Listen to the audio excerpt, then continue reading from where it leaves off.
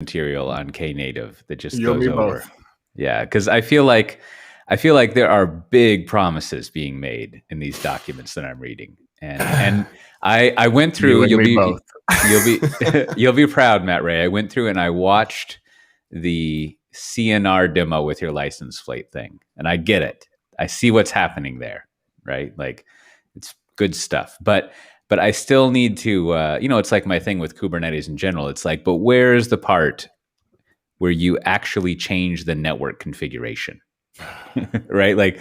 I think, tell me if I'm wrong, but I think the whole, not the whole, but a significant part of the trigger mesh thing is like, we'll go to all these different things that generate events and we write the adapters for it. So we're sort of like, we're sort of like the mule of event-based architectures. Hey, that's one of our competitors. Yeah. I'm just saying. No. That is the play, right? Yeah. Is like, everybody's had an ESB bus, everybody's had a iPass. iPass. Boy, I haven't heard that term in a long time. I know, right? And it's like we're the new version of that runs on Kubernetes. Oh, yeah. No. I mean, that was the first thing that popped in my head as I was understanding better. Is you got the ESB there. So Stratton. So but I need, what I got to sort out, and this is what I was going to talk to you about, but now I'm talking here, is like you got the, it seems like there's a conflation of, we have a bus, let's just call it that, and the adapters. I forget all the names for the stuff. That's cool. Targets, syncs. Yeah. You got listeners, transforms. You got events, you got the things that fire that the listeners are hearing, whatever. You got some JMX, Cote's in his element. You got to transform. Yeah, boom, we're set. Got some SNMP. Yeah. It's monitoring. We tricked you. It's monitoring. But then there's this whole part that I think is like SSH collector, is like a build pack type of thing. I don't know. There's a whole other part that's like, and then you need to deploy this. So in Knative land, we take care of doing all the deploying stuff for you, and it's easy because you don't want to write YAML. I mean, that's basically that's the value prop of anything in the Kubernetes ecosystem. You don't want to write YAML. Yeah, we are definitely going after the "so you hate YAML too" audience. That's right. I was thinking the persona I always bring up for product management is I'm the person who wants to know nothing about Kubernetes. Take my money. Yeah. But I think this would be like, I actually put this in as the top. Like, it wasn't really like, there wasn't anything related, but I actually think it would be good, kind of the straight state of infrastructure automation. Just basically Matt can explain a bunch of this. Maybe that's all like a lead up into, to Matt. Maybe you just do a whole episode, like you and Sebastian get on there and just explain all this stuff, right? Like he seems like that would be great. Cote wants it. I'd listen, Need it, Brandon. I gotta. I'm supposed to know this stuff, but okay. Now let me pick up where I was, because Brandon's right. Now there's something about I need to deploy this stuff. Hold on. Can we do that as part of the show? Sure. Well, I mean, we're recording, right? Well, no. We just turned on the streaming. I'm not. Cote. Well, Restream is recording this stuff. Anyways, it is, we'll do what you want. Listen, okay. I need edit points. I can't work. I can't work without some edit points. We can't work like this, Cote. Wait a minute, Cote, you're frozen. Oh, you're frozen there for a second. Oh, okay. You got your wine. I was just shocked at the need that you have for edit points. Back in my day, Brandon, I didn't use edit points. I just had to listen to this shit and watch waveforms. Okay. All right. Let me let me just put it. Are we ready? You guys good with the rest of it? We can do the whole episode on this. Or you want to talk about anything else? I don't care. No, please no. Let's go over the what's on the playlist for today. Oh yeah, we got to do the so not never talk. That's not the correct one. That's boy, that's an old one. Well, I do want to go through this whole chair. I have a bunch of things on this. So I think we should do the mad topic. And then that's definitely in my book. If you guys want to, I just think this one password thing is interesting as they're moving to Electron versus the native apps, and people are kind of mad. I don't know. I feel like we could just do our that's call it strategy criticism. Well, what would we do, right? As before they do it, first guess them. I think that would be kind of fun. Yeah. I think that would be good, because I keep hearing about how people don't like Electron, and I have no idea what that is. Yeah, so we can talk about that. Then we got I guess we're required as obligated as part of this podcast to talk about Cisco buying more monitoring companies. So I don't know. Should we mention that? I guess so. I don't know anything about Epsagon. I was like, well, we should just talk about it. I don't know. What about this Postman thing? This seems like kind of it's like a lot of money. I feel like, Matt Ray, you should be excited by this. I feel like this is sort of the precursor to what Trigger Mesh is doing, right? Oh, really? Well, I just feel like it's like very close. Like they're doing API management, and if they go one more step, it looks like a Trigger Mesh thing to me. And then why in the world is Databricks worth $38 billion? I don't have anything else to say about that other than that one question. Because that's a lot of money. Snowflake is worth a lot of money too. It's relative. I don't know if that's good. And then Matt, you had there's some Linux. There's lots of stuff happening in Linux. Yeah. I don't know. That was either going to be my pick or we were going to talk about it. Like this whole Debian versus Arch thing's kind of like. Oh wait! I didn't read that. Let me. Not Debian. It's just not. It's not. It's not an article. Yeah. It's not an article. Oh yeah. No, I posted that. Yeah. As so someone like who uses out. both, I got opinions. All right. So I don't know. There's a lot there, Cote. If you just want to, like, it's like potpourri. Cote, would you rather talk about operating systems or chips? Jesus. And not only operating systems, like micro distinctions between Linux distros that don't want to be called Linux. I think there are three solid topics, so we only need the other two. Like, if things go real, if for some reason we finish early, which has never happened in the history of this show, there's extra stuff at the bottom to talk about. Yeah. Oh, yeah. I like your, as always, Matt explains corner up there. But I want to know what Electron is. I use 1Password, so I need to know if I should be worried. I use 1Password, right. So yeah, I'm worried. All right, so we got 3 ads, Cote. If you can just make it happen with the breaks. All right, I'm ready then. Let me write down what time we're starting here. All right. Let's give you your points. Oh, hold on. I'm sorry. No. Matt, are you recording on your end? Yeah. Audio hijack started once Cote thought we were live. Okay. I appreciate everything you do, Brandon. All of the editing. Oh no, I get it. I totally get it. I do need a starting point. I know. I learned that from you. Now when I do these things, I'll write down little time codes of things I need to go back to. It's very, very helpful. All right, anytime you're ready now. Well, we're moving into our settling into our house. If you were watching the stream here, you could see that I don't have a bogus setup like I have the past few episodes. It's actually pretty good. The lighting, of course, since it's dark here, is a little spooky. I don't have a light in front of me, but whatever. However, I forget if I mentioned this, but when we moved in, the previous owners, they had built a lot of shelves in various rooms because, I don't know how it is in all of Europe, but I think most of the houses in this area of the world, they don't really build closets into their domiciles. So they build a bunch of shelves to put things. Anyways, we didn't want the shelves. They were perfectly fine, but we wanted to go another way, as they say. And we also had everything painted because I think I mentioned this, when you buy a house here, they don't actually clean it up. You just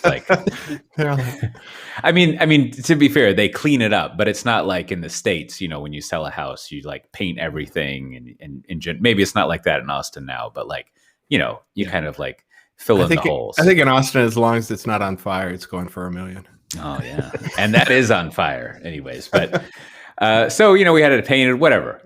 To get to the end of it, now we have a lot of piles of wood around the house from these former shelves. Because they were not IKEA shelves. They were let's go to the hardware store and buy some lumber and build the shelves. So there's some primo 2x4s, some really nice that I'm saving. You actually took out nice shelves. Well, their construction and the materials, I mean, it wasn't just particle board that was manufactured to fit together into a shelf. It was let's get some 2x4s and then some big slats. Do you call them slats? Big planes of wood and whatever. But we got all this wood hanging around, and this is week 3, I think, and the wood is still here. We put a posting of the wood on the version of the Netherlands Craigslist is called Market Plots or something like that.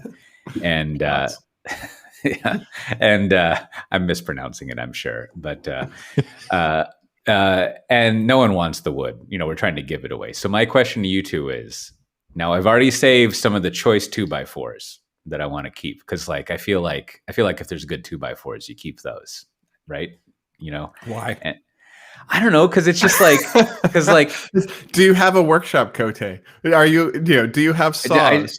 There's some wood. I mean, the only time I have ever needed wood is when I didn't have it, right? And so I just want to have like a baseline of a wood pile. At my grandpa's house, he just had wood everywhere. So if he needed to do something, he had wood, right? And he just stockpiled it. Now I'm not stockpiling it, but we have like a little hidey hole somewhere where I could put some planks. Was he a beaver?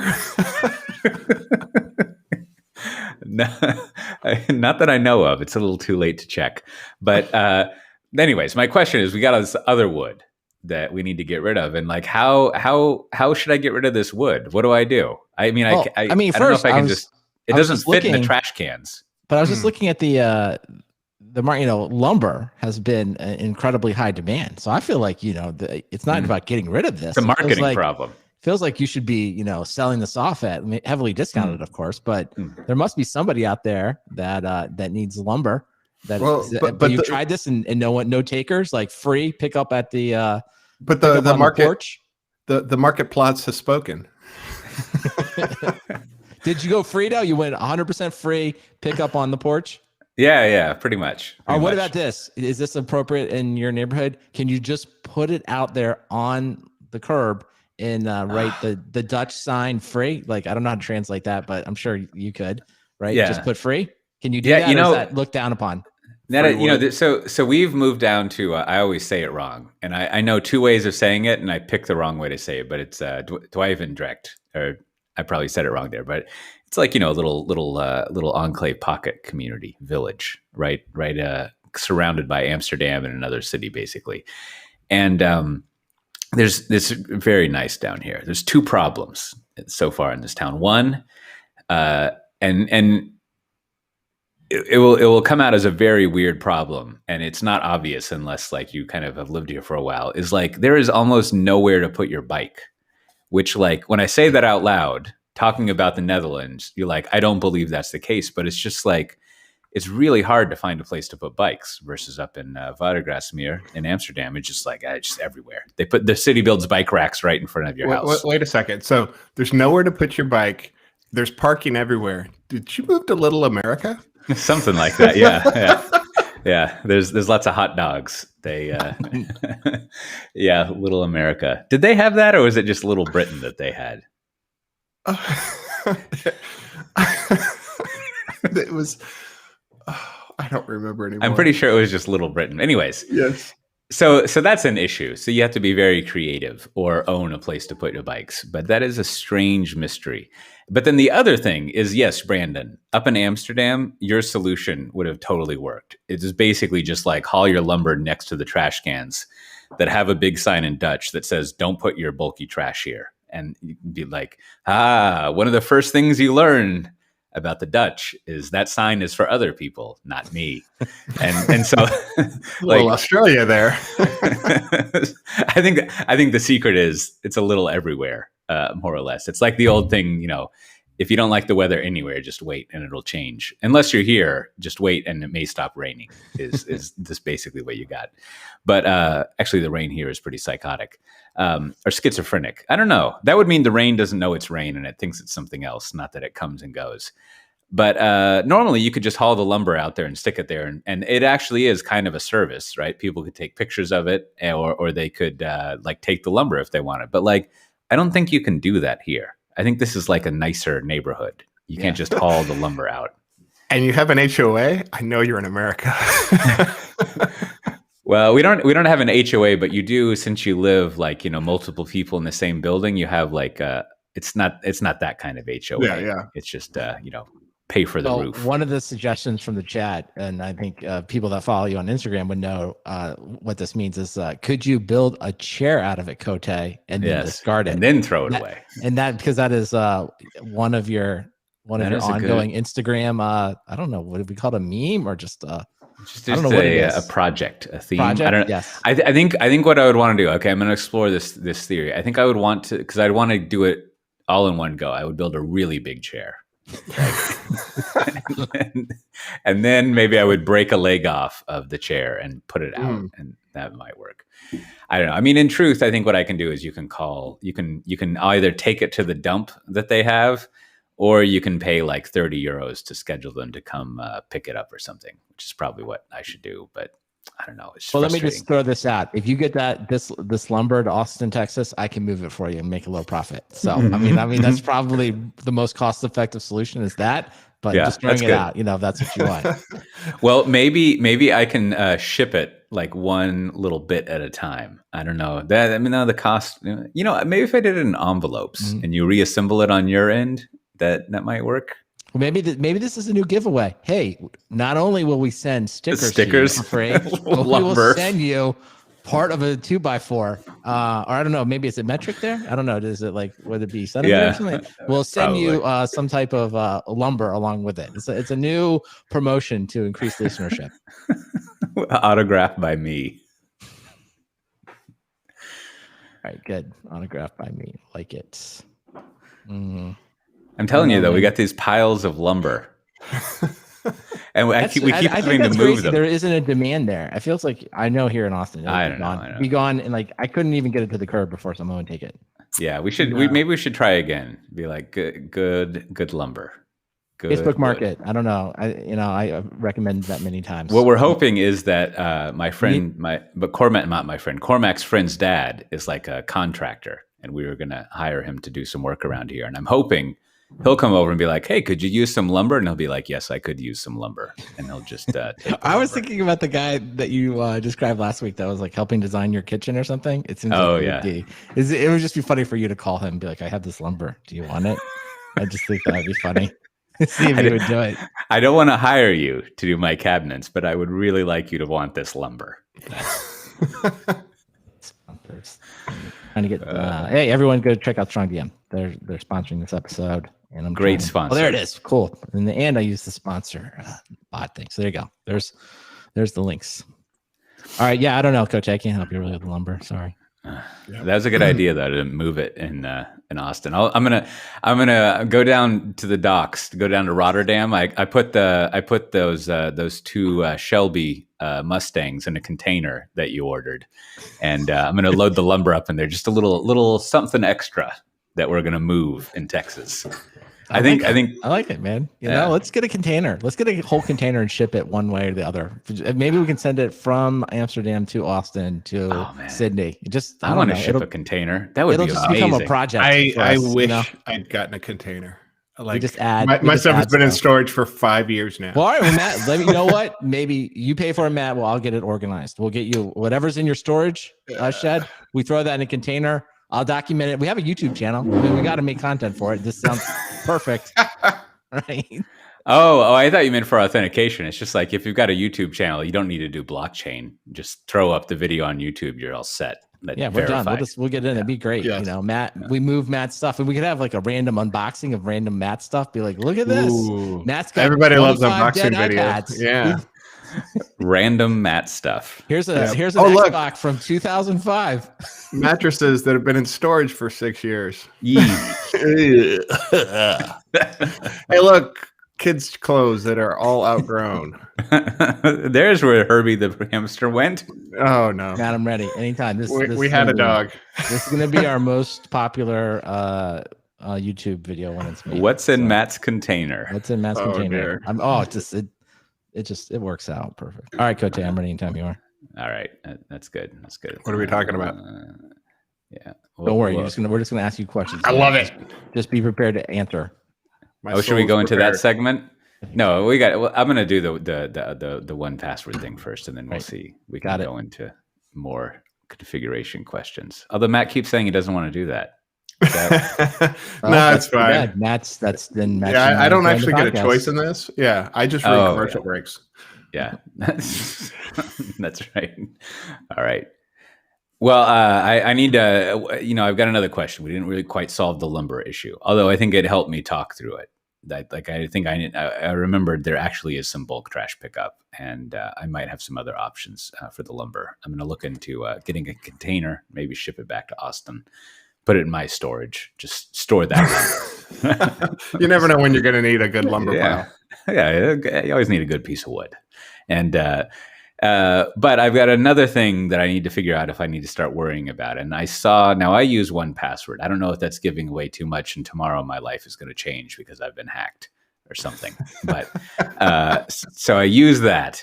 But I've seen that they're switching it to something called Electron or something, and that people are confused. Now I see this Electron thing come up, and I have never really done the research to see what it is, but people seem to not like it. I don't know if I've ever read someone saying they like Electron and they more are weary of it. Like what is this Electron thing? Is that like the metaverse or something? Is that why people don't like it? You're mighty close. You're mighty close. I mean, just like the metaverse, they want to bring all the things to all the people wherever they are. So Electron is it's a programming framework for creating native applications on any platform. Whoa. Right. So just like you got those, write once, run anywhere kind of things. You got the promise of Java, the promise of, I guess Java's it. But Electron, what they want to do is you write your app for Electron and it runs on, Linux, Mac OS, Windows, just fine. Mm-hmm. Right. Mm-hmm. And so, I guess what's the most popular things out there are probably Slack. like You're using Slack right now. That's an Electron app. Well, I was getting there. It's not the most popular. A lot of people hate it. What do you mean? What do you mean it's not the most popular? No, it probably is. By the desktop count, it's probably Slack has the most Electron users. I was going to start with Visual Studio Code. That's where they got started. Right, but the real decision here, I think this is why this makes so fascinating, is the quick history is 1Password started in the Mac world. So there was basically a Mac native app, iPad, or iPhone. Oh, wait. Looking at their website, I now hate it. Teams. Okay, but the history here is that's where they came from. That's their heritage. And that's where they, I think, built a strong following. And now the company's just on fire. It's doing phenomenal, right? They raised more money. They're worth like $1 billion. And over the time, right, they've had to add support for Android, Windows, and everything else. And this is a classic software dilemma. It's like, well, now that they have to support all of these platforms, right? The decision is, do you try to maintain native applications for each platform, which is its own set of cost-benefit analysis, or do you do what Electron, the whole idea around Electron is that basically you package it up using, very popular web technologies, and then that app will be essentially the same, stop me if you've heard this before, write once, run anywhere across all of the platforms, and it will have a consistent user interface for the app, even though it won't necessarily be consistent with the user interface guidelines of the given platform. Right. So they have chosen, and they've announced that they're going to Electron. Now, for us as end users, because 1Password, the official password manager of Software Defined Talk, wish they were a sponsor, but no. Now we're all going to be forced to upgrade. So that's, and I think that's where a lot of the 1Password old time users, right, are very upset. They're like, we do not want an Electron app. And their main complaint is it'll be slightly different, but then most people feel like Electron is a memory hog and is, it consumes a lot of unnecessary resources to run these apps locally. I think that's our decision. Like, how would we decide whether or not you go native or you go to this universal app approach? Wow. I think you just write once, run one place. That's always best. So you're going Electron. You're saying go Electron. No. Like you write one thing per one platform. So you have write one place. Yeah. Go native, right? Yeah. Native apps for each platform. So you're going to hire a different development team for each platform? Yeah. I mean, what are we talking about? Like $2 million a year in salary? And then plus let's pile in another $1 million for just like rigmarole and nonsense and risk. I mean, I know 1Password is a unicorn, but do they need to spend, $10 million a year supporting 5 platforms? Yeah. The math is easy. I mean, it's sort of like, if you're in software, metaphors to software are always bad. So let me start not in a metaphor. It's just like, I mean, that's your product. Like, that's the thing you're selling. Like, it's one thing if it's just like, I don't know, this is some ancillary thing to how we run the business. But if that's your product, then like, it should be given a lot of attention. And in comparison, to use a metaphor, if you look at like the terrible cars of our childhood, they were, and even into the 90s, and maybe even today, to sound like an oldies station, like they're all kind of just variations on the same thing. Like when I, maybe it's just because I'm cynical, but whenever I look at like like a Lexus, like a fancy old Lexus, I'm just like, that's like a Camry, right?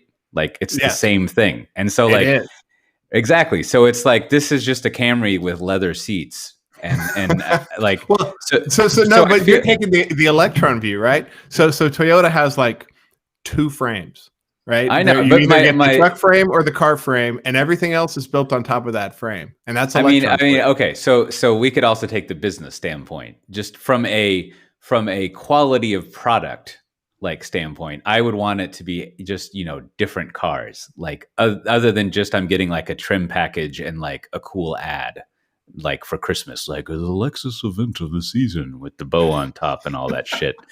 And like, it just seems like if you're a software company and you're valued at whatever and things are going great, like you just like you spend the money for like a native app so that you have all the advantages of it. Well, let me go. Especially if you're Slack. Yeah. I mean, for fuck's sake, right? Like that's like you have enough money to build towers in San Francisco. Like you should be cool, right? But I think, Coach, let's just change. I agree with you, and I think maybe we just slightly reframe it a little bit and say, what I think is happening here is the classic. We're getting big, and for the record, let me correct myself. 1Password now worth $2 billion. Okay, so they raised $100 million at $2 billion. So it's got antlers. So what you're seeing here, though, I think is this classic idea of like, that often gets like caught up internally, where people will say, and they have written a very long blog post about why they made this decision. So it's not like they haven't engaged the community, and everyone can read it. What's in the show notes. But I think what's going on here is this classic inside out thinking, right? And you see that this is what happens at any company. You get to a certain success and everyone in the room sits like, it would make a lot more sense because our app is the center of the universe, right? And we want our app to be consistent across all of these platforms, and it will be cheaper for us and easier for us to maintain going forward. So it's all inside out. And I think the point that they miss here is what has made 1Password great, in my opinion, is they had this attention to detail to a very, I think, and when they started, a problem that people thought was really, really small. But they figured it out and applied incredible engineering discipline and design to solving this problem, right? Yeah. And it got so popular, that's what made them successful. And now they sort of have forgotten that, in my mind. They just don't understand that, like, the reason people love it is like it is a native app on the specific platforms. It works really well. They've thought through all the weird things that the Mac does or the Windows does, and they figured out how to make it work really well on each one of those platforms. And I think, to me, that's like the key to this success. But I think this is where, when you get so big, you just forget that. You forget, like, that is why we're successful, that we took more attention to detail to this problem than almost anyone in the world would have done it. LastPass tried, not as good. Many other people put out a password manager that wasn't really that great. And now here they are, right? This is the moment where they sort of like are deserting that in favor of like, well, we can just make more money and people will eventually just adopt it, which may be true. Maybe they're big enough, but this is sort of when I think they are going from young startup, passionately solving a problem to run by a financial machine, losing sight of what made them great. So that would be my take on it. Yeah, I mean, it's going to the other side. It's like a lot of these things, right? Like they're successful enough, and enough people use them, and it's also kind of like not that big of a deal that they'll switch over to doing it. People like me and others will complain for, like, I wouldn't have even complained unless I knew I was supposed to complain. But there'll be people who are upset, and then they'll forget about it, and then they'll have that cost savings, and everything will be fine. Like it's just like there's not really like the. Like what I'm trying to think, like the only, the other little case study here, which is it's not a good one-to-one comparison because there's all sorts of problems. But like, I think Evernote went through a similar thing Now Evernote's got all sorts of other problems, but like they had a big post at some point where they were like, we decided that we're going to write, native apps per each platform because it's just a better way of doing things than not. And so they went through some thinking to figure that out. And it's true. Like, there is a downside. Like using Evernote on Windows was actually a more featureful experience and looked and felt much different than using Evernote on Macs versus using it on the phone. Yeah. And so, never minding the cost, there's also like inconsistency and weirdness amongst platforms. You have this with Office most famously, right? Like, Excel on Mac OS is always, Office, I don't know. 2008 till I die. Yeah, if you ever try to look up how to do something in Excel and you're on a Mac, oh, that's the worst.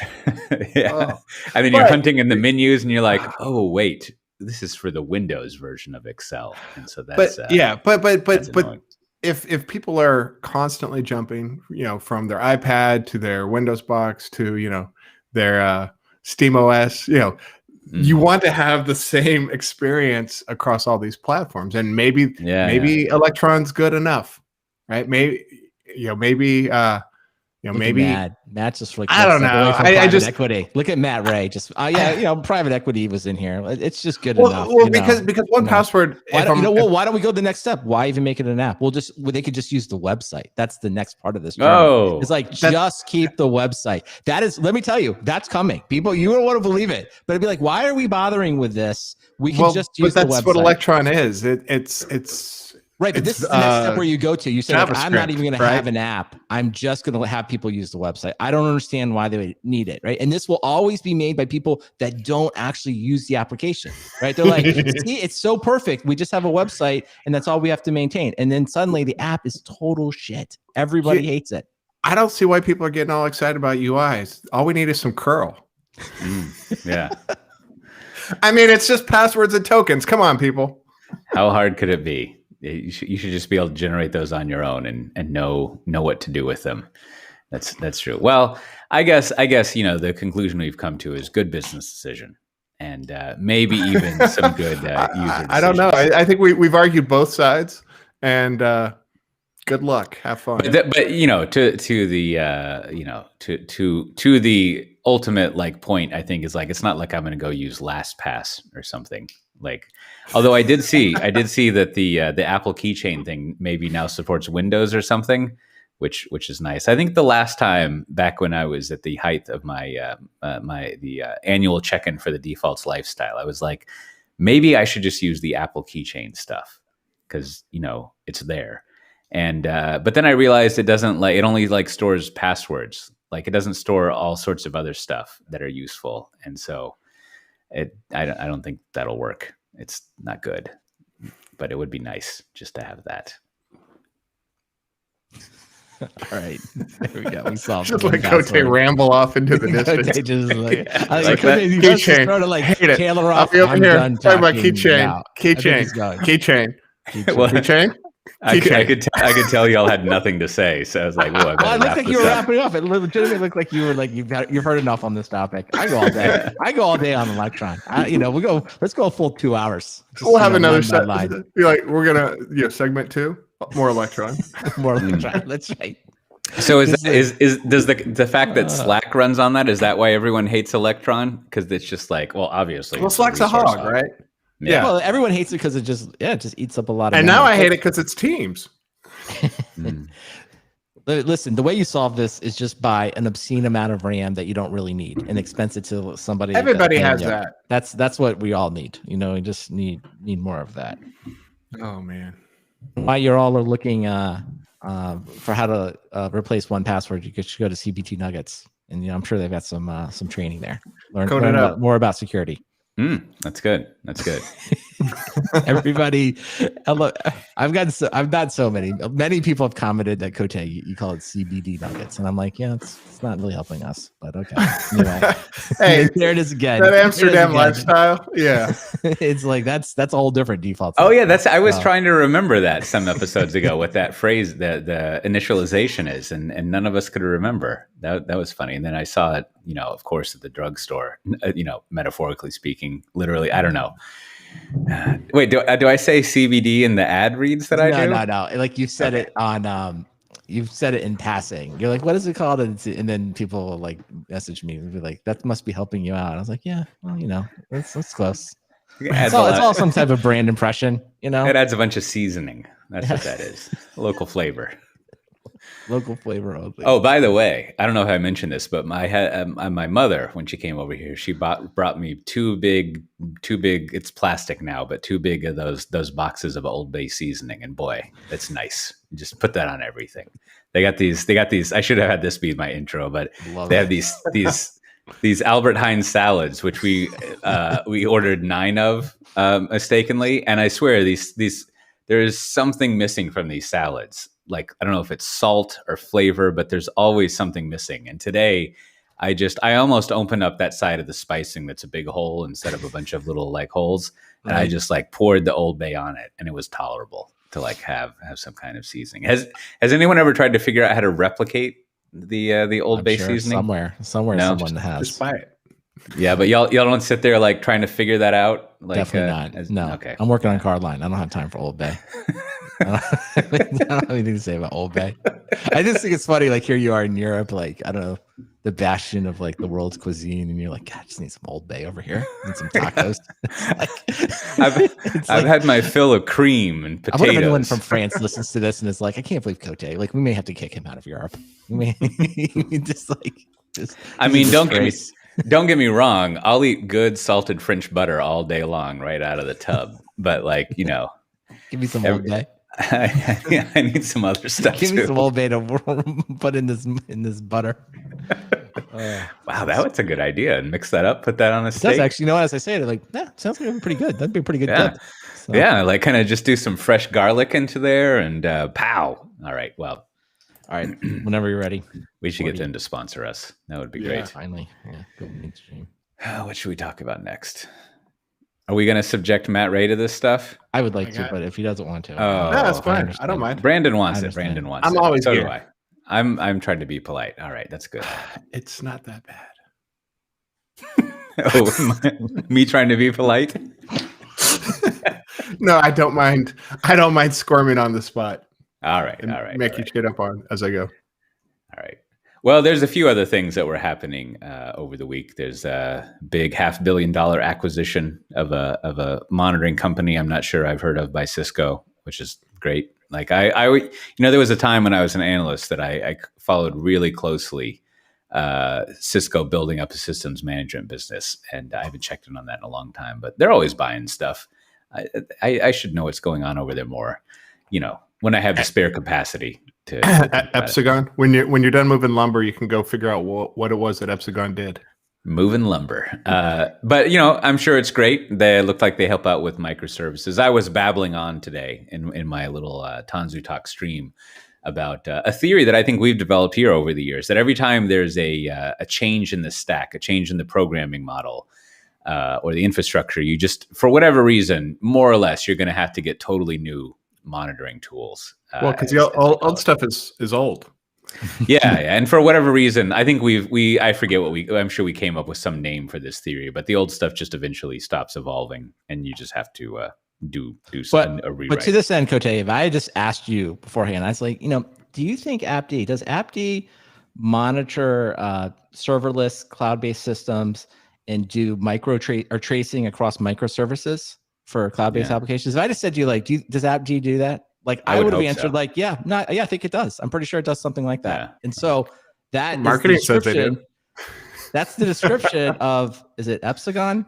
And I'm like, man, I totally think AppD already does this. So, I mean, this is back to like, maybe I've just been away from it and haven't done the free trial in a while, but I can only imagine the political fallout of this acquisition. Like, I think it does it. You got to think the AppD people are like, either we already do this or we have this on the roadmap. Yeah. Well, they're just rounding out the roadmap, and they're like, "Welcome to your new management team." Do you think Epsagon was like, they required us for our culture, we're going to change Cisco? Do you think they had that kind of meeting? It's like, well, they really wanted us for the culture, and they're expecting us to bring in. They want us to shake it up and do things differently, and we're going to use Agile, and that's why Epsagon's going to change. That's always the first question I have. Yeah, like, you think this is a culture transplant for Cisco? Yeah, probably for 500 million Cisco's. They're pretty much going to completely culture transformation through Epsagon acquisition. I mean, Maybe that's what's going to happen. They're big on the DevOps and microservices scene. So related to that, we got a little coverage there. But speaking of stacks changing, I thought we should do our continuing series. Ask Matt Ray what Knative is, and kind of explore that more, and kind of figure it out, because I've been studying up on it, and we were talking before we were recording that I think I finally watched the demo of the license plate identification thing that Trigger Mesh worked on with my company. Yep. I get it. You got to use my old person terms, you got a bus going on. Again, it's on new infrastructure. Yeah. Just it's just like that's your metaphor that works for you. Okay. It's better than the previous way. It runs on a new stack. It has new programming models, right? But events are being generated. Things are listening for them and consuming them. You might want to transform them around. And then have kind of like a metaphorical central thing, whether it's I don't think we're calling it a fabric this time, a bus or a fabric or we're the Epsagon of service buses. Yeah. What did they call it back in the Genie days, when around the 2000s? It wasn't a fabric, a bus, or it was like a table or a space. They had a metaphor of like a broker or which, I'm not being demeaning at all. Like this is it's making me realize I need to go read Urquhart's book about like what an event-based architecture is. Yeah, because it all makes sense. So it's cool. So I didn't come to talk about that in detail, but you got that part of what Knative is, and I think that is where the notion, like 3 or 4 years ago when it was launched, that it's a serverless architecture, right? Because basically, if you're doing serverless, you're doing like event-based stuff, more or less. And so like it allows you to do that. But now, so we got that, which is fine. And it makes the name of Trigger Mesh a good name for a company, because you've got triggers. Yes. And you got a mesh. So that's not to be confused with the service mesh, but yes. No, you don't want to be a publisher fabric. That's not what you want to go for. So that's cool. But then there's another part of Knative that I keep encountering that's basically like, we are going to deploy your stuff into Kubernetes without you having to get your hands dirty with Kubernetes. Yes. And like, that's the part that I'm a little like this seems maybe like a little bit like, I don't know, like kimchi and peanut butter trying to exist together, which actually sounds pretty good. But like, how do these things need to go together, Matt Ray? How are they? And I think there's even a third thing that I'm leaving off. Like, it seems like Knative has evolved into like an interesting bundle of stuff. Yeah. So Knative is there used to be the third component, which was kind of the CI/CD triggers part, and that spun off as Tecton. So Tecton is the thing that, when code gets committed, it kicks off a bunch of jobs that do stuff to that code. And so that's, that kind of CI/CD GitOps thing happening over there with Tecton. That used to be part of Knative. But right now, the two main components of Knative are serving and eventing. And serving is when people talk about like straight up Lambda. I have a build pack, a piece of code, maybe a container. And when something happens, my thing spawns, one or more of these functions. And Knative's not specific about the function as a service. So you can run, there's lots of different flavors of tools you can put on it, but all they have to do is like dump stuff into Kubernetes to be serverless. I see. So that's the Knative bit. So that's the like Lambda equivalent. Okay. So in an event-based system, events fire and then actions occur. I'm putting this in the passive voice on purpose. Actions occur based on events firing, right? Like, we get more complicated, but like something like, And so then you would think like, okay, so if I'm doing this in a Kubernetes way, if I want an action to occur, that action must exist. And so therefore I need to build into my Knative framework bootstrapping. I don't know if kids say that anymore, but like getting the action up and running, which means now I need to have basically I need to have a system that talks about how I take some code, or maybe even you maybe it register starts a resource and listeners and all that. right. But basically I need to take an app and I need to have all the stuff to get it up and running in Kubernetes, right? And then you've got like, at that point, you're kind of sort of building like some of the parts of just like installing stuff and deploying stuff into Kubernetes and like managing that. Yep. And then maybe that's where I'm getting distracted. Is it sort of like, is this a general purpose way to like deploy things, or is this some people specific? are like, hey, you know what? We could do this. Every time somebody encounters Kubernetes, they're like, I could do anything with this. I'm going to do anything with this. Right. And so people are like, I could replace Heroku with Knative. And you're like, you could, I guess. Right. It would be some very low level building blocks to like layer on all of this type of stuff. But hence the the kind of mentioning in the Knative world that like we simplify deploying your applications to Kubernetes. Right. And as long as they're simple applications. Yeah. I was saying, Matt, but help clarify, I think, for all of us, because I just, let's even go one step simpler. It's like the state of just infrastructure as code today. So if I just that's a different conversation. I know, slightly, but I think this all comes back to like, how do I package up the thing and get it deployed so that it could be a serverless function or something else. So the thing I guess I keep coming back to is like, start with like your very basic, right? Well, Terraform seems to be the de facto, I just want to do some infrastructure deployment. But when I want to, like, for example, say I wanted to have an application that could respond to requests, right? Now, I could also use Terraform to like provision the server and also provision the application. But then people wave that off and say, that's your old job, right? That maybe I should be using something like a Puppet, a Chef, an Ansible to do that. Well, that's right. Yeah, on the OS. Yeah. But that line in itself, like, how should and then just to throw out the third option would be, well, other people say, don't even bother with that. Just package up your own container, right? Have a server provision there via Terraform, and then just throw the container on there running it, right? Which would sort of like get you out of having to necessarily use like a Puppet Chef to configure that application, right? So what's the state? Like, what is the recommendation today? Of all these different ways to do it, how does someone navigate, this kind of like 3 different tools that you could potentially use to do, I just want to get my app up and running? Well, it depends, where the app was when you got there, right? If it's a brand new app, you probably want to be as Kubernetes native as you can. Right. And I'm not saying that because like I'm the biggest Kubernetes fanboy. I'm like, the state of the industry today. See you later, Chef. I'm moving on, buddy. Go ahead, keep going.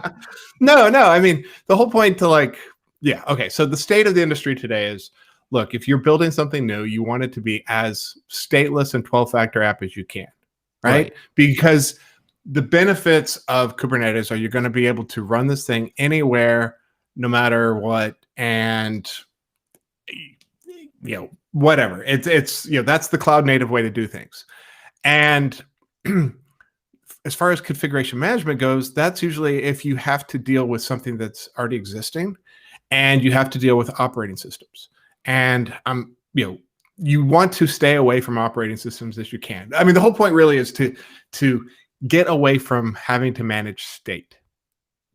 And at the end of the day, that's what you want to get away from. An operating system. Just make this very tangible then. If we can do it, if we can get away from managing state and we can build ourselves a container here, and that's the way we should go. That's absolutely. Because then when your app dies, it can be replaced with 10 different versions or 10 identical copies of the same thing, and you don't care. I mean, obviously at some point you're going to care why it failed, but you're less worried about like, oh, did I configure the operating system wrong? Was I missing a patch? It's like, no, it just died and was replaced and continued on.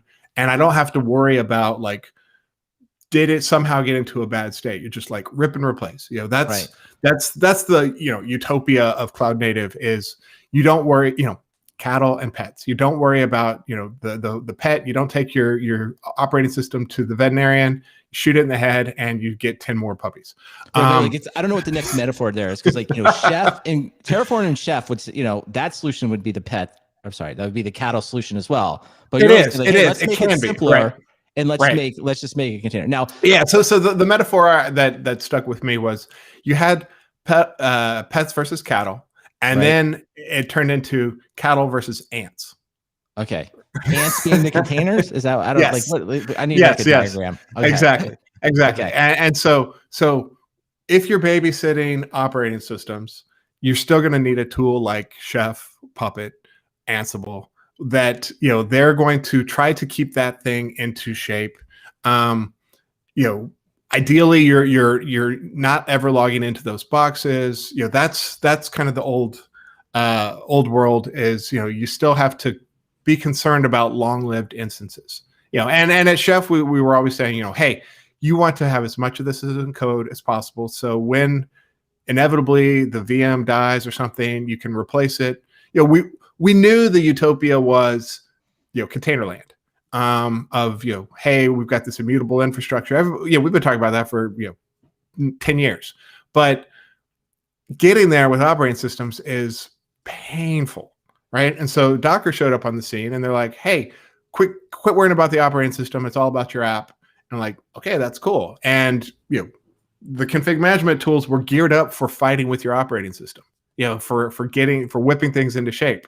And, so they didn't fit in that tool space, right? So Docker reinvented the world, and config management tools were not for that. So let me ask, so this has been very helpful, Matt. Now let me ask you if you would endorse this then. It's like, okay, I'm going to call this like, I'm pre-Kubernetes. I have an app. It just runs on one server. It's fairly small, but I want to, prepare for the future. Yes. Should I just go ahead, if I'm capable, I'm going to just build that in a container, and then I'm just going to use Terraform, throw up a server, and all I'm going to do on that server is start this one Docker, start Docker and run this one container. That's it. And then that's how I'm going to run the app. Do you think is that a reasonable solution? People do that. Yeah, for sure. That is kind of I like the first part of the people do that is doing a lot of work in your first statement, but is it advisable? Like, or would be like, no. Yeah. You should going Kubernetes. Don't do the middle step there. It's future-proofing your app, because getting your app into the state where it can be packaged well is a lot of effort. And once you've got it into a container, Kubernetes is the next step. You don't have to go that far. There are plenty of infrastructures where people are like, I put Docker engine on the machine and, I just threw it on there and it runs. That's how Cisco switches work. I'm with you. No. Okay. So now let's go back to where originally Coach A brought us in here. So it's like, okay, so now I got the thing running on a container. Maybe I do Kubernetes, but now I'm sort of embracing, this idea of functions and events. Yeah. Now at this moment, now if I'm getting to that level, now should I be thinking Knative? Right? Should I be looking at that and say, like, let me look at what I have here and then adopt Knative as the deployment pattern going forward? Yeah. So once you've kind of got the idea that, oh, my application should have been, isolated as much as possible from the operating system, you start thinking, well, maybe my application should just stand alone and it doesn't need an operating system at all. And so you make that transition from Docker to serverless. That's what the serverless means, is like, I don't want to think about the OS ever. And so it's just that logic piece. And that's the promise of Lambda. That's the promise of serverless, Azure Functions, Google Cloud Run. That's what it is. And so Knative is the Kubernetes native way of doing that, which means, if you're all in on AWS, Lambda's great, right? You never have to leave your walled garden. But the reality is, multi-cloud, as we saw in the HashiCorp report, is still a thing. People like to run across multiple infrastructures, and Kubernetes is going to give you that one operating system control plane, or your network operating system control plane across anything, anywhere. And so if you embrace Knative, you get that wherever you go. Right. And so that's the kind of sort of the highest level. At that point, like, you have like what you originally said here. Now we've gotten rid of the server, the operating system, everything. Like we're the Electron of serverless. We are there we go. And there it is. And now we've just lost the entire listener base. But yes, that would make, okay. So I think that all makes sense. But I do think even on the container, right? I mean, I could just jam that container, at least I know you just said a Lambda, but like I could just jam it into Lambda at this point. Absolutely. Right? And just say, hey, I'm done. Work's done. And Knative's the same way, right? So you can pick yourself a nice serverless framework like serverless, or there's dozens of them. Platforms as a service backed by Knative. There's a bunch of them. And you can do that where you just write your application logic and dump it off into this thing, and it handles deploying it into Knative. Or you can build a container with the right API and push it into Knative and directly for yourself. So you have that option with Lambda too. Right. But I think back to the business benefit, when you've done that, right, what you really have done is you've just removed a whole nother set of maintenance burden. I mean, that's the hope, right? That's the goal. That's the goal. Like if we still remember why we're even building this app, having gone through these 4 steps, and we have any idea what it actually does, having worked on all the infrastructure for 4 years, we'd be like, well, the reason we did all this is now we don't have to worry about anything. Right. And if you're on Knative or on Kubernetes, you're going to get all the benefits of Kubernetes, which are, you're not going to ever have the Windows 2000's end of life, and now I'm screwed. Like I have 1,000 applications. Definitely that. But also, like if you are running something serverless, you're like, well, I might need 1, I might need 10,000. And so if you're backed by a big enough cluster, or the cloud, you can just be like, this thing can handle batch processing. It can scale up, scale down automatically. That's the benefit of Knative, is it's going to handle all that auto scaling for you, and keep everything provisioned and not have cold starts, and it does a lot of that for you if you have bursty or unpredictable workloads. Right.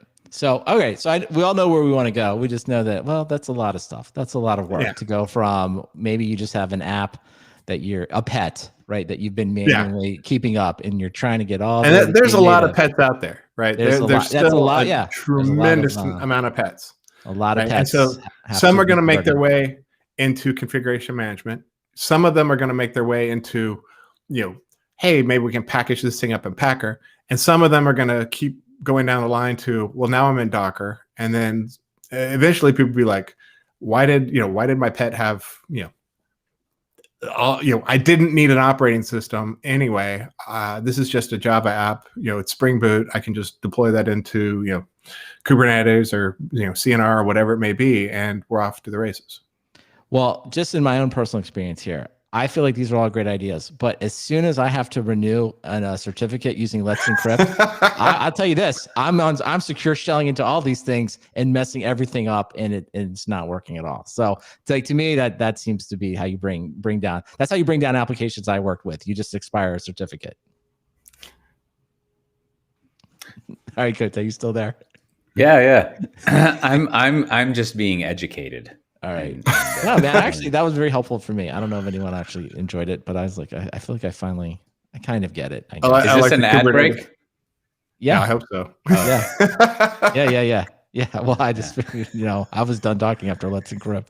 Kote left. I like that. Brian's like, Kote left. That's actually a still. That was just a still of Kote, a GIF of him just rocking back and forth with the left. Yeah, that's my corporate video right there. Just pondering. Yeah. Well, really, for you, man, I guess is the trigger mesh value proposition, like the investor slide would be like Terraform or CloudFormation? No, Terraform is to AWS CloudFormation as trigger mesh is to like Lambda, or trigger mesh is to so that's the thing. Like, man, I thought that was a great slide. I'm gonna build that slide anyway. That was too good an idea. Build that slide, but the dirty secret of serverless is there's no money in Lambda. So we're focused on the eventing part because you don't actually run that much serverless. You might kick off a few, you might have our company has a dozen serverless things. Like, how the hell do you monetize that if you don't own the engine, right? If AWS, you see people are like, oh, we converted it to Lambda and knocked, our AWS bill down 10%. It's like, that's not a money-making proposition.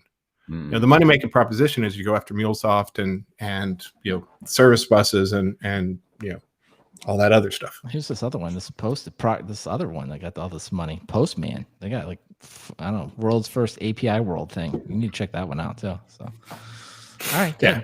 All right. Okay. So yeah, we're actually, we don't really care about the serverless part. I mean, we care. We definitely care. But it's like, I'm not here to teach people about, better ways to do, Lambda. Well, I tell you what I'm here to teach people about is to go check out our sponsor at Clubhouse.io. No, not Always Clubhouse audio software. Always on message. Clubhouse.io, soon to be Shortcut. And you can do all your project management there. So poor Jordy. We had Jordy all confused last week. He was like, what are you guys talking about? So everyone should check that out. All right. That's good. All right. Well, that was very clarifying, Matt Ray. I think I have a new set of questions, and but that's good. I think, as always, when it comes to these things, I think I just have to see how people use this stuff and use cases. Since I don't program anymore, I can't just go poke at something. I have no idea. I just have to know that was useful, but it's good. In the if you're going to have event-based stuff, you got something going on here. You got a stew. So that's fine. That's fine. Also, I was thinking, in your coverage there, your explanation, I think you use configuration management tools if you want to change the engine while the plane is flying, right? You have to fix the operating system. Otherwise, you just shoot down the plane and make a clone of it. That's the other. And in this instance, why this analogy didn't take off. Just I understand it. In this instance, state is people. If you have people on the plane, you have state. So you can only do this with stateless planes. Otherwise, you actually have to only with drones. Only shoot down the drones. This is not a good metaphor. Yeah, but that is. You're not going to sell a lot of software with we crash your planes for you. There's a good cut line to be established. There is can you just RF the operating system? If the answer is yes, then you can be all ants or whatever. If the answer is no, then you need to do some configuration management, and that's it's sort of like a very technical driven way of doing things there. So I'll figure out a better thing than shoot. Keep working on that metaphor. Yeah, we're going to workshop that one. Yeah. Well, do we have any bureaucracy this week, Brandon? Let's see. We did get a little feedback here. I wanted to say thanks to I think it's Browan, for leaving us a funny and smart interview in the Apple podcast reviews from South Africa. So he called us funny and smart, and I really appreciate that. And I hadn't seen a new review in a while. So yeah, if the moment hits you, if the creative writing moment, you feel like you need something to do, go write us a nice iTunes review. And if you do that, or if you don't do that, all you have to do if you want a sticker is to send your postal address to stickers@softwaredefinedtalk.com. And I will be happy to send you a sticker anywhere in the world. Always a nice treat for yourself or others. School is starting back up at some places, and it might be a good first day gift for your kids to give a teacher to show their appreciation and really establish that relationship from the get-go. They're very attractive. For show and tell, you got something to talk about? Yeah, my parental unit gave me this sticker, which they acquired for free. It is die cut and has words on it. There's a lovely selection of colors, and it sticks to things optionally. That would be a really hot show and tell. Just a good way to cement your socialness there. So there's also some conferences coming up. It's actually pretty soon here, I was realizing. Less than a fortnight. I was talking with one of my coworkers. We have the Spring One conference coming up, September 1st and 2nd. A lot of fun stuff going on there. I've got a fun panel I've been working on with my panelist about, how you can use all this whiz-bang stuff to do interesting stuff in various industries like healthcare and finance, which should be fun. Many, many other things. Also, about a month after that, on October 4th, we've got the DevOps Loop conference coming up, which, I helped put together the agenda. So that one's going to be really great. We got a lot of fun things there. But you can go to both of those for free if you go to spring1.io or devopsloop.io. .io is all around, and you should check those out. Also, back there in Austin, which is soon to be overflowing with lumber from Amsterdam, there's that conference, which is going to be January 17th and 20th, that you should go check out. And then another event is the DevOps World by CloudBees, September 28th to 30th, a virtual event, as all of these except that conference are, as I recall. And the upcoming Lumberfest will also be in person, not virtual, because that would defeat the point of getting this lumber the fuck out of my house. It'd be Minecraft then. Here's some wood. Ooh. Yeah, that would be great if I could do a reverse 3D printer and do a 2D printer into Minecraft to get Tron from that Tron video.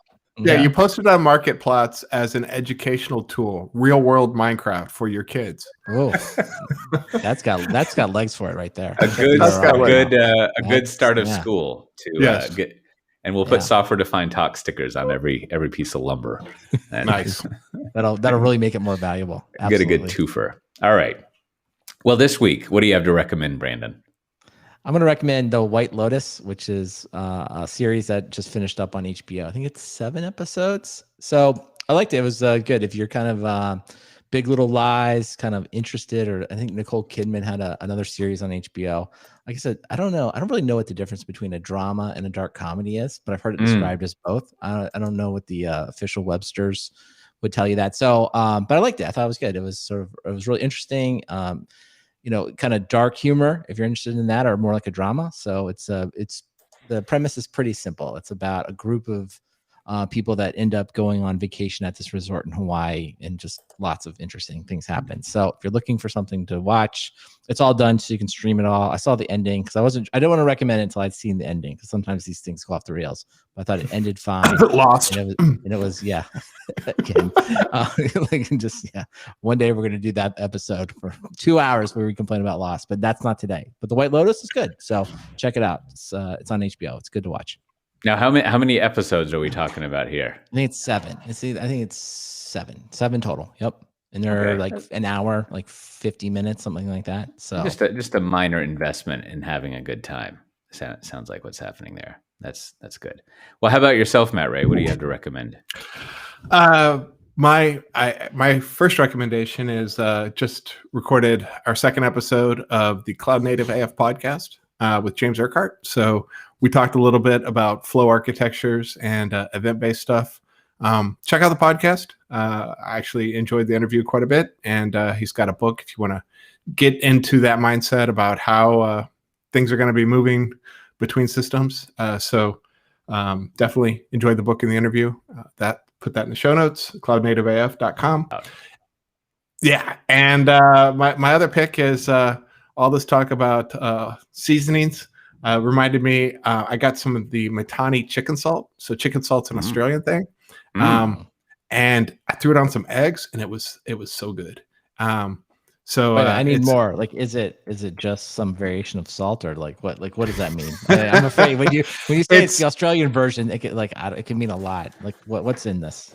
What's in it? I believe it's probably got some onion powder, onion flakes maybe, and some garlic and salt, obviously. No Vegemite, right? If it does have Vegemite, I'm out. Something in it is giving it a little bit of umami, but it's definitely tasty. And Australians put it on their chips, and obviously fried chicken. And looking at their website, you can put it on your popcorn and your salt and pepper squid, your steak. So it's according to their website, it is truly an all-purpose seasoning. And it's the Old Bay of Australia. That's what I was going to say. Yes. And absolutely no MSG added. So there you go. How's Foodland? Is that a good store in Australia, Matt Ray? It says that I could buy it at Foodland, which looks like an IGA company. They do have IGAs. That's probably my third or fourth choice of grocery stores. I see. You're more of a Woolworths person? Woolies, yes. Woolies, yeah, that's good. Huh? Isn't there some country song about a girl who like works at a Woolworths and like meets someone, or is that Dixie Chicks song? I'm confused. Huh. Wonder if I can get this here. Wonder if there's like Australian expat stores, like there's American ones here. That would be there. That would be their thing. Well, so my recommendation also in the Cuisinart area. I think I might have mentioned microwaves last episode or sometime. And originally I bought I mentioned that you can get microwaves now that are air fryers and they're like miniature ovens. A lot has happened. So we bought one of these, and the thing was massive. I didn't even take it out of the box. And I realized what I wanted was just a very simple microwave. So there's this company here in the Netherlands called Coolblue, and they're kind of like, they're an electronics store. And sometimes they deliver same day. Some person comes by on a Bakfiets little cargo bike and drops things off. But anyways, I ordered it from them. And I want to recommend using it for a while. And it definitely fits the bill of just like the simplest microwave possible. And it is the Sharp Sharp R20DS. Let me put this in here and I'll have it in the show notes. And it has 2 dials on it. It has one dial that sets your power all the way from 130 to 800. And then it's got another one that sets your time. And that's all it does. It just microwaves. It's very simple and straightforward. And I went through, and when I was looking for these simple microwaves, the descriptions on them are great. And I think this one has the best one. I'm going to read not the whole thing. I'll put a link to it. You can read the whole description if you want. But there's 2 parts. This is the part that really sold me on this microwave. We're all talking about marketing. Just think about how this copy, they're trying to target the people who want something simple. And it says, after a long day at work, just place your meal on the turntable, select one of the 5 power settings, enter the required wattage, and enjoy your hot meal within minutes. And that's it. That's all it does. It's not going to fry anything. There's another one. I don't think I ordered this one, but it noted that it was really great. You come home and you just want to defrost a stew and eat it. And also that it's good for the elderly. But if you're just looking for a little microwave to be a microwave, that's what you need to get, the Sharp R20DS. Well, I'm pretty sure right now, Cote, there's like somebody's like, what we need to do with this microwave? We need to throw an air fryer in it because that's what people really want. And then they're going to, what it's going to run? It's all going to be managed via Electron. So you better enjoy that microwave while you can. Yeah. Right? This does one thing really, really well because it's not going to last long. I mean, to your point, I realized in looking through microwaves, right, that the way of doing enterprise software, like positioning and stuff, like is reflected in microwaves, right? Like on the one, there's like the people who want just like fully loaded stuff and you just go full bore talking about how awesome that is. And then you're like, there's this other part of the market who doesn't want all that bullshit. And so we're not even going to pretend that we are like, we're not even competing with that. We're just like, hey, you just want one button, right? Like that you could get other stuff and learn how to do it, but like you just want your stew. Like you don't want anything complicated. And they just, I love how they embrace it. It's good stuff. So there you go. Sharp R20DS. Heat up your shit is what that would be my tagline. Heat up your shit real simple. Like, well, speaking of heating things up, this has been another episode of Software Defined Talk. If you want to get the show notes for this episode, including a link to my new favorite microwave that I might just be giving all the nieces and nephews for Christmas next year, you can go to softwaredefinedtalk.com/316, not to be confused with the Sharp R20DS. And you can get the show notes, other things we haven't mentioned. You can join our Slack channel, see what's going on during the week. Lively little community. And if you haven't been enjoying us live streaming this, we have a video that we live stream usually on Thursday evenings for me, Friday mornings for Matt, and some very pleasant Thursday afternoon for Brandon. But you should check that out. Just go to softwaredefinedtalk.com and you can find all that stuff. And we'll see everyone next time. Bye-bye. Bye. That was the best microwave recommendation I've ever heard. So I'm all in on this. If I could remember the name of, you don't have the number in the show notes, but I appreciate it. Now I know the model number, because really not enough people give out the specific model number in a recommendation. I'm going to put it in the chat there. You really do need it. Cause like, I don't know how many times you're like, well, like what is the specific model? I was buying something the other day and I'd ask someone that. So And it's true. I do. It's hard for me not to say sharp R2D2. You that would be really fantastic. Yeah. The sharp R2. Oh man, is that taken? That's another. But I mean, just click on that link and check out that microwave. That is like. Let me see. And this is the other thing that's attractive to me about this microwave. This is not the case. You know, when you're like at a grocery store, I don't know if they have this at a Woolworths, right? But like they'll have that microwave that you can use, and it looks exactly like this, and you're like, what is that piece of crap? But then that microwave is actually like the Mack truck of microwaves. Like it's a solid microwave that heats your shit up really fast. And because I think it's like has high. So this is almost like retro. It's almost so utilitarian. This is because this is almost analog. I don't know. I mean, because we'd have to get in there. I'm sure it's Electron running behind the scenes and stuff. It's the hipster There's JavaScript microwave in this, but the knobs are very analog, right? Yeah. It is so low tech that when I unpacked it, I opened it up and there was this little piece of silver cardboard on the inside that I was like, I need to remove that. And I started to remove it, and I was like, this looks weird. And then when I looked in the manual, it was like, do not remove the silver piece of cardboard as it helps regulate the microwave. Oh, okay. And I was like, holy shit, they couldn't even, I mean, they had to get a little spray painted piece of cardboard to put so what in is this? Is it 79 euros? Is that what it means? Yeah. Okay, so that's There's some other ones. I should find the tweet where I took screenshots of all of the descriptions of these, because they're really they're great. Much better than the microwave I got. The first week we moved to Australia, we went to the Australian Target, which is a pale imitation of the American evidently Target. You bought the worst brand of TV in Australia, according to Michael Nelson. So good job. Our microwave is worse. Our microwave won't die. Wow, man, you're finding new lows. Yeah. It's so bad they removed it from the website.